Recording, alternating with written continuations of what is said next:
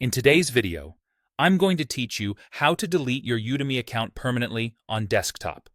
By the end, you'll know exactly where to click, what to expect, and the important implications of closing your account so there are no surprises.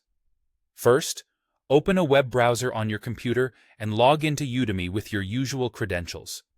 Make sure you're signed into the account you actually want to delete. If you have multiple accounts, double-check the email shown in the top right corner to confirm you're in the right one. Next, head to your account settings. You can get there by selecting your profile icon in the top right and choosing Account Settings from the menu. Inside the Settings page, look for the option labeled Close Account.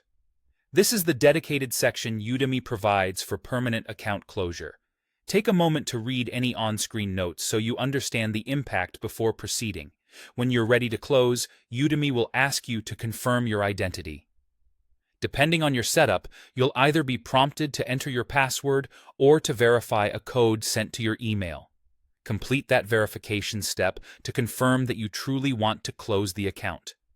Once you've confirmed, Udemy will send a confirmation email explaining that there's a 14-day window in which you can change your mind. During that period, if you decide not to proceed with the closure, you can contact Udemy to revoke the request. Keep an eye on your inbox and don't delete that message until you're certain. It's important to understand what closing your account means. You'll lose access to the entire account, including all of your courses, even those you purchased or were labeled as having lifetime access. Closing the account also deletes or anonymizes most of your personal data. Some information, such as legally required transaction records, may be retained for compliance, but it will no longer be tied to your personal profile. After the 14-day window passes, the deletion process moves forward and your account data will be removed or anonymized according to Udemy's policies. Before you take this step, consider whether you'll need anything later, like receipts for reimbursements or records of purchases. It's a good idea to save any documentation you might need before confirming the closure, because once the account is closed and the reversal window expires, access is gone. That's the full process.